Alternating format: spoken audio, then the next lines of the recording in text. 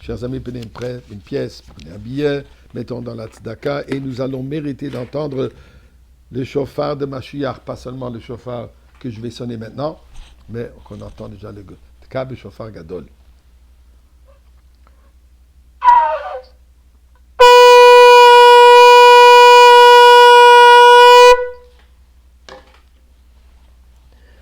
Question à vous poser. Notre engagement vers Akadosh Baruch Hu dans la Torah Mitzvot, notre obligation d'accomplir les 613 mitzvot. On s'est engagé au Mont Sinaï, on a dit Naaseh V'Nishma, Dieu nous a donné la Torah et nous sommes responsables pour accomplir ces mitzvot.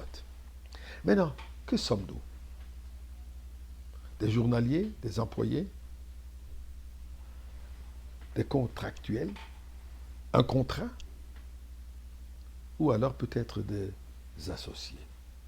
Pourquoi la question? Eh bien, regardons dans la paracha de cette semaine. La Torah nous dit la chose suivante. Si vous avez un employé, l'os à ashok sachir, ne peut pas causer du tort aux journaliers pauvres et nécessités. Que devons-nous faire? Beyomot iten sraro. Au jour même, il faut lui remettre son salaire. Il en dépend.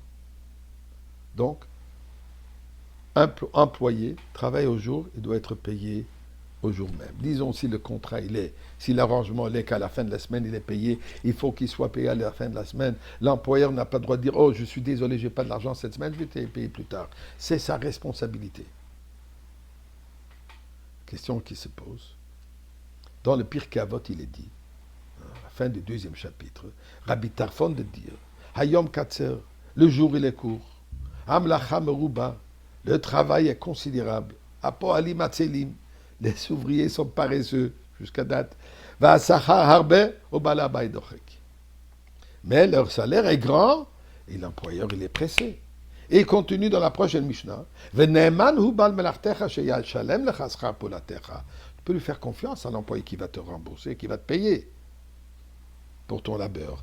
Mais sache, c'est s'il vient que dans le futur. Eh bien, je pose la question. Dieu suit Torah et Mitzvot. Magid Varav li Yaakov. Alors, si c'est ça le cas, nous sommes des employés, il faut qu'il nous paye tout de suite. Pourquoi il dit qu'il va nous payer dans le futur? La paix est obligée de donner maintenant. Intéressant. Peut-être nous ne sommes pas considérés des employés, mais on se considérait plutôt comme nous avons un contrat. Contracteur. Contracteur, si j'ai reçu un contrat de construire une maison, à la fin que j'ai fini de construire sa maison et tout est prêt, rendre la clé au propriétaire, c'est là où il paye. Donc, on pourrait dire que nous ne sommes pas des employés. Nous avons un contrat. C'est quoi le contrat? Construire un édifice pour Akadosh Baruch Hu. Faire de ce monde un logement pour Dieu. Une demeure dans ce monde. Ça, c'est notre obligation. En suivant Torah et Mitzvot, on construit une demeure pour Dieu. Donc, si longtemps que la demeure n'est pas terminée, le contrat n'est pas fini, je n'ai pas droit à une paye.